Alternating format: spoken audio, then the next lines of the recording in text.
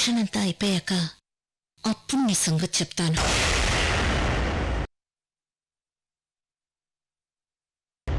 ఏంటి అలా టెన్షన్ పడి భయంగా చూస్తే నేను నిన్ను వదిలేస్తాననుకున్నావా? నీ అసలు రంగు బయట పెట్టడానికే ఇక్కడికొచ్చాను. మా అజ్జి ఏమంది? నువ్వెక్కడున్నావో తెలియక ముందు ఎప్పుడొస్తావా అని ఎదురు చూసేవాళ్ళం. తెలిసాక నిన్ను చూడకపోతే మేం చచ్చిపోతామంది.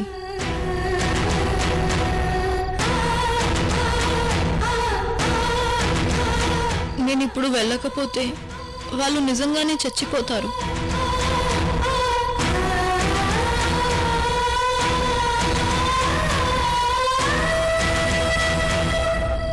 అసలు ఎందుకిలా ప్రవర్తించావు?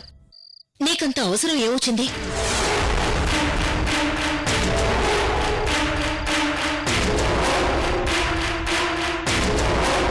చెప్పు.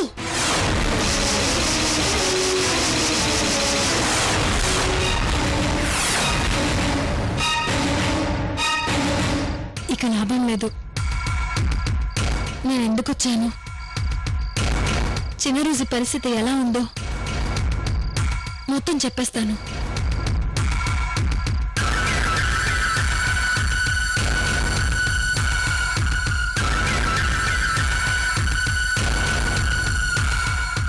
అది కాదజ్జీ.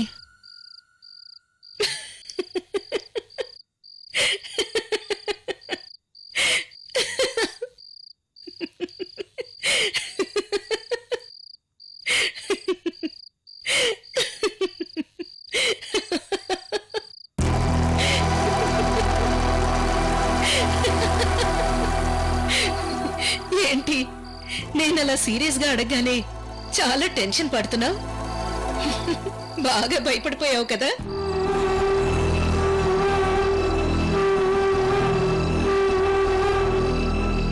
ఏంటలా ఆశ్చర్యంగా చూస్తున్నావు? ఓ, నేనలా నందిని అని పిలిచానా? మరి నీ పేరు రోజీ అయితే ఆ రోజు ఫ్లైట్లో నీ పేరు నందిని అని అబద్ధం చెప్పావు కదా, అందుకే నిన్ను సరదాగా అలా పిలిచాను.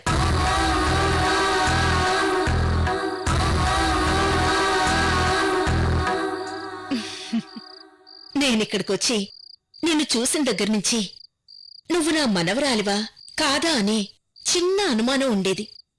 కాని ఈరోజు మధ్యాహ్నం మాత్రం నువ్వే నా మనవరాలివని తెలిసిపోయింది. అప్పటినుంచి నాకు చాలా రిలాక్స్డ్గా ఉంది. అజ్జి ఏంటి ఇలా అర్థం కాకుండా మాట్లాడుతోంది? ఈరోజు మధ్యాహ్నం ఏం జరుగుంటుంది? ఏంటి నువ్వు చెప్పకపోయినా ఎలా తెలిసిందనుకుంటున్నావా? ఉదయం నీ ఫ్రెండ్ నందిని ఫోన్ చేసింది. నా ఫ్రెండ్ నందిని ఫోన్ చేసిందా? అదేంటి? అంటే అర్థం కాలేదు కదా? ఉదయం నువ్వు లోకి మంగళసూత్రానికి వెళ్ళినప్పుడు నీ మొబైల్కి ఓ కాల్ వచ్చింది.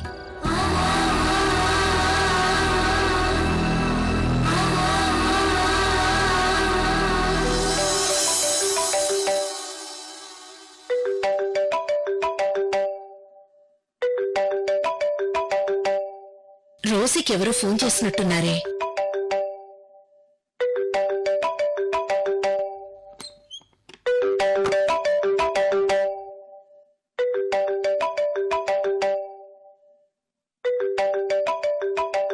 ఇదేదో అమెరికా నంబర్లా ఉంది. హలో అజ్జీ, అజ్జీ, అజ్జీ, నువ్వు చెప్పిన ఫైల్స్ పంపించాను. సరే, నువ్వు వెళ్ళి ఏర్పాట్లు చూసుకో.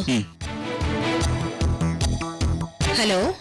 ఓహో, నందిని ఫోన్ ని అజ్జి లిఫ్ట్ చేసిందన్నమాట. హలో. హే రోజీ, ఆ రోజు ఫ్లైట్లో మీ అజ్జిని నువ్వు గుర్తుపట్టి కావాలని నీ పేరు నందిని అని నా పేరు చెప్పి అబద్ధం చెప్పానన్నావు కదా?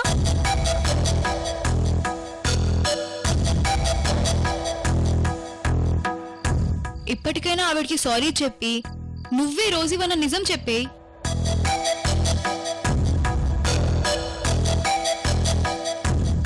లేదంటే నిన్ను నిజంగానే నందిని అనుకుందంటే తనకి లేనిపోని అనుమానాలన్నీ వస్తాయి.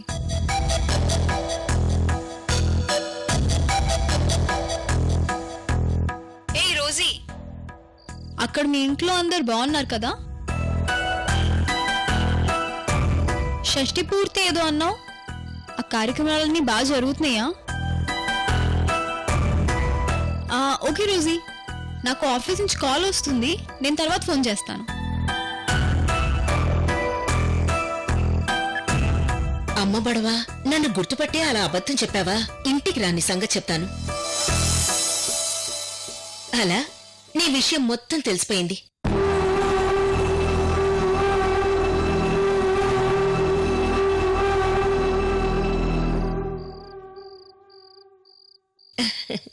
నా బంగారు తల్లి.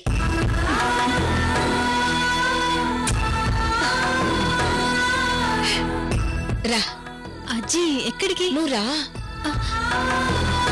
అజ్జీ ఎక్కడికి అజ్జీ? నువ్వు ఉండు.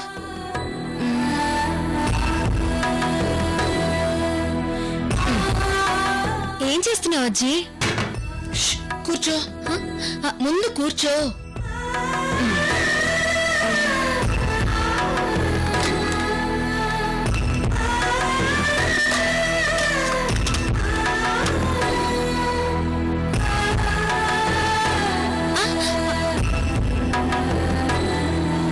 నా దిష్టి, రోజీ అమ్మమ్మ దిష్టి, అత్తయ్య దిష్టి, వదిన దిష్టి, షష్ఠి పూర్తికొచ్చిన వాళ్ళందరి దిష్టి తూ తూ తూ అను.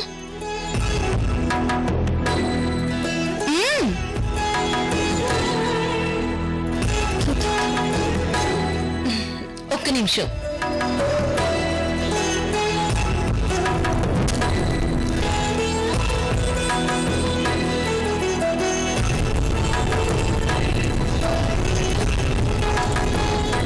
అమ్మో అమ్మో, చూసావమ్మా, అస్సలు పేర్లేదు.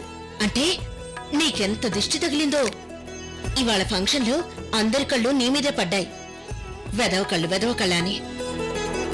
ఇప్పుడు దిష్టి అంతా పోయింది. వెళ్ళు, వెళ్ళి స్నానం చేసి ప్రశాంతంగా నిద్రపో.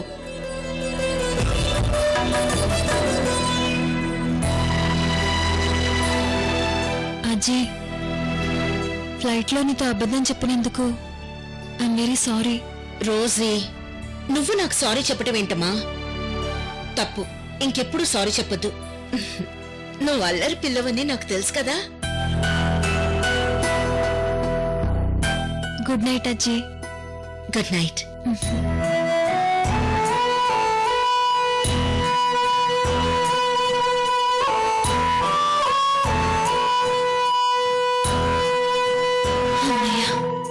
రోజీయే నన్ను సేవ్ చేసిందన్నమాట.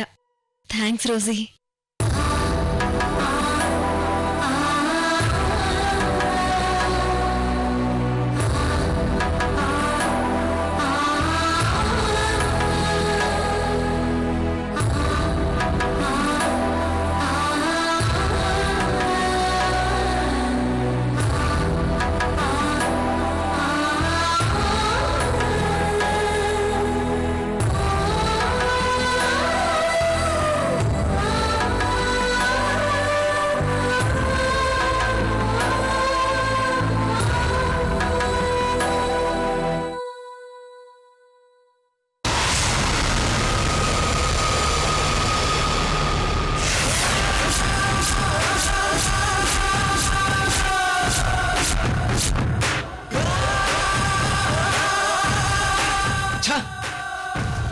నందిని యాక్సిడెంటల్ గా చూసి క్యాచ్ చేద్దామని ఒకరిని యాక్సిడెంట్ చేసి పోలీసులకు దొరికిపోయా.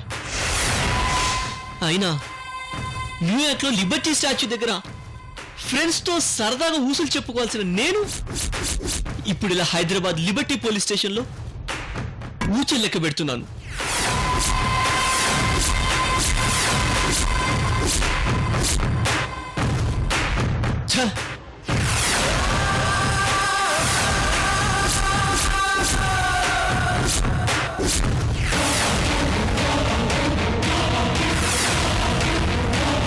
నందిని, అయినా ఆ నందిని ఇక్కడ ఉండడం ఏంటి? న్యూయార్క్ లో కదా ఉండాల్సింది.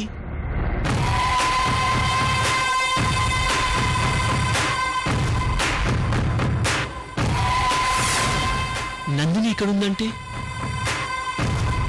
రోజు కూడా ఇక్కడే ఉండి ఉంటుందా? ఎస్, ఉండే ఉంటుంది. నందిని, రోజీ, మిమ్మల్ని వదలను. నా జీవితాన్ని ఎలా అయితే సర్వనాశనం చేశారో అంతకంత మీ ఇద్దరి జీవితాన్ని సర్వనాశనం చేస్తాను.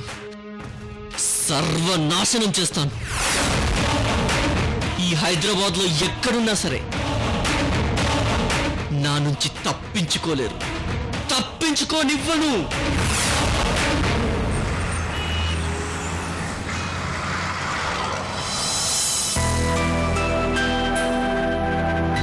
రోజీ, ఈ టాబ్లెట్స్ వేసుకో. సిద్ధు, చేతులు అడ్డుపెట్టి వర్షాన్ని, ఈ టాబ్లెట్స్ అడ్డుపెట్టి నా చావుని ఆపలేం కదా. అలాంటప్పుడు మింగడం ఎందుకు?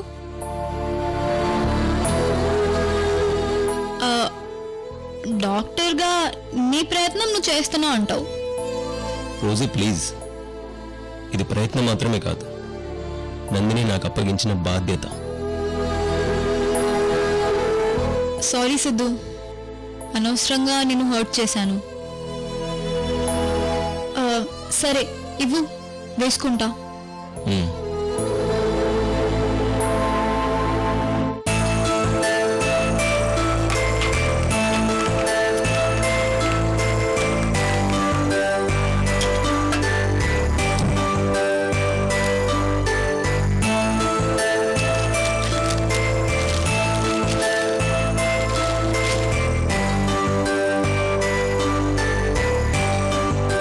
Good morning Isha.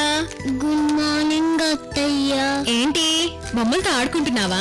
అవునత్తయ్య, ఒక్కదాన్నే అయిపోయాను. ఎవ్వరూ నాతో ఆడుకోవట్లేదు. అత్తయ్య, మన ఇద్దరం ఆడుకుందాం. ఈ ఆటలు నేను ఆడలేను కానీ మనం సరదాగా ఒక ఆట ఆడదామా? ఏం ఆడదాం? నేను ఒక పొడుపు కథ వేస్తాను, దాన్ని నువ్వు విప్పాలి. అలాగే అత్తయ్య, నేను రెడీ.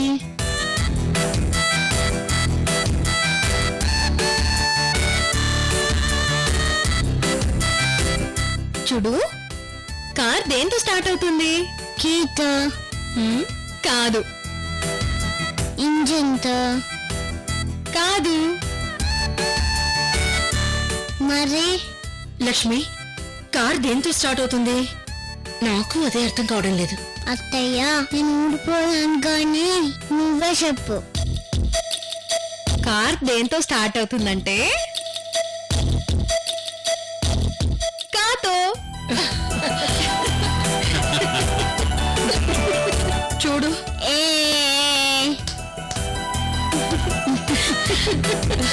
రా వెళ్దాం.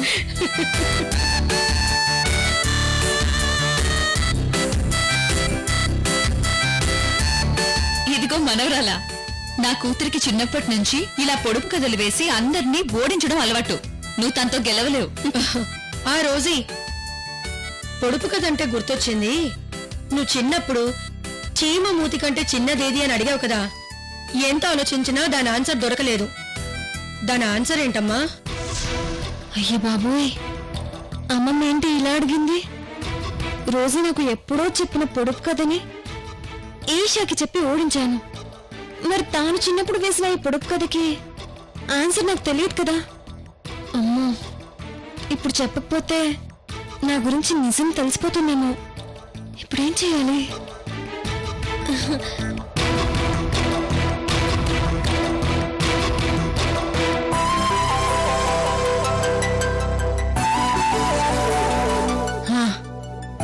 అతను వచ్చాడు కాబట్టి నేనేదో ఒక మాయ చేసి తప్పించుకోవాలి. దానికి ఆన్సర్ నేను చెప్తే ఏం బాగుంటుంది? అదిగో లోకి బావ వచ్చాడు కదా, ముందు బావని అడగండి. తను చెప్పకపోతే అప్పుడు నేను చెప్తాను. అలాగే లోకి. ఏంటన్నానమ్మా? నీకు పొడుపు కథ వేస్తాను, దానికి ఆన్సర్ చెప్పు. అడుగునానమ్మా. చీమ మూతి కంటే చిన్నదేది? నానమ్మా, దీనికి ఆన్సర్ తెలిస్తే చిన్నప్పుడే చెప్పేవాడు కదా. అయినా ఆన్సర్ తెలిసిన తన్ను వదిలేసి నన్ను అడుగుతారేంటి? లేదు, నువ్వు బాగా ఆలోచించు, సమాధానం అదే వస్తుంది. రోజీ, దానికి సమాధానం నాకు తెలీదు, నువ్వే చెప్పు. నేను చెప్పను. నిజంగా తెలీదు రోజీ. ఆలోచించు. తెలీదు రోజీ. ఆలోచించమంటున్నానా? అమ్మా నమస్కారం. పంతులు గారు రండి, నమస్కారం. మీకోసం ఎదురు చూస్తున్నాం, కూర్చోండి. కూర్చోండి.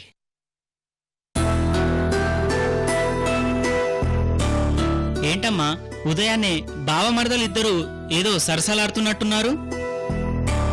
వాళ్ళ సరసాలకి ఫుల్ స్టాప్ పెట్టాలని మీకు కబురు చేశాం.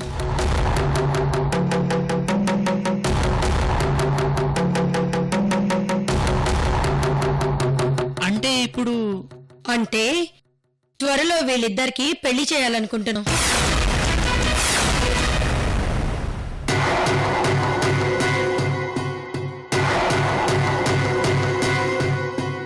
నిశ్చితార్థానికి మంచి ముహూర్తం చూస్తారని మిమ్మల్ని రమ్మన్నా.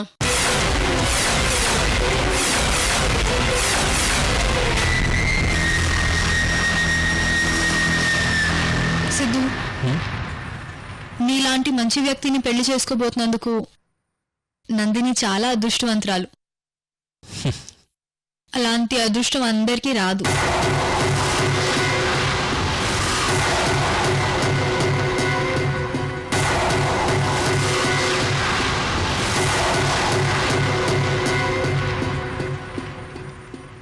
వీళ్ళేంటి పెళ్లి ముహూర్తం అంటున్నారు, సడన్ గా ఇలా షాక్ ఇస్తున్నారేంటి? తొందరలో రోజీకి పెళ్ళా? నో, అలా జరగడానికి వీల్లేదు. అమ్మా 15 రోజుల దాకా మంచి రోజులు లేవు. ఈ టైంలో ముహూర్తాలు చూడ్డం అంత మంచిది కాదమ్మా. మరి ఆ విషయం ఫోన్లో చెప్పుండొచ్చు కదా పంతులు గారు. అమ్మా మీరు పెద్దవారు, నేరుగా ఇంటికొచ్చి చెప్తే బాగుంటుందని ఇక్కడికొచ్చి చెప్తున్నాను. 15 రోజుల తర్వాత వచ్చి ముహూర్తం చూస్తాను. అలాగే పంతులు గారు, మీరు చెప్పినట్టే చేద్దాం. సరేనమ్మా, ఇక నాకు సెలవు. నమస్తే. ఏమండి?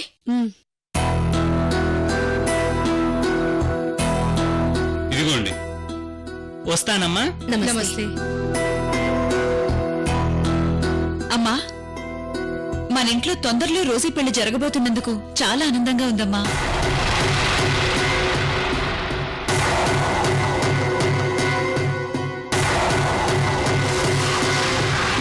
నా వల్ల మీ ఇద్దరు పెళ్లి డిలే అయినా తొందరలో మీ పెళ్లి నేనే చేస్తాను. మా వాళ్ళందరినీ పిలిచి గ్రాండ్గా చేస్తాను.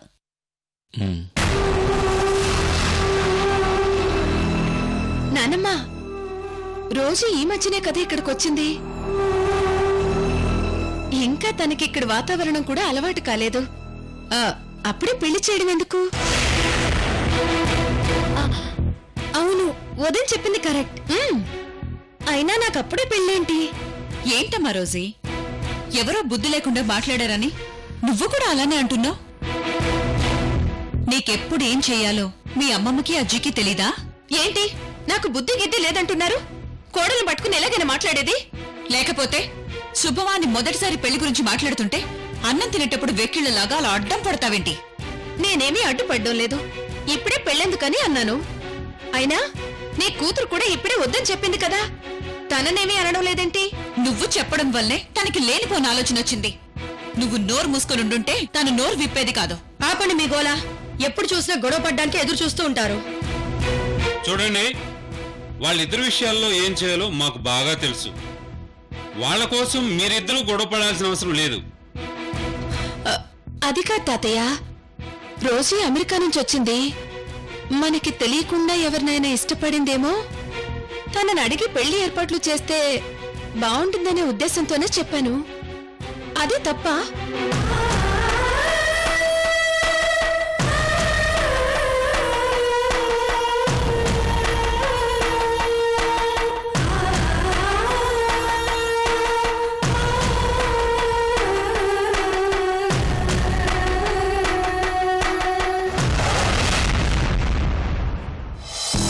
లోకిని పెళ్లి చేసుకోవడం నీకిష్టమేనా?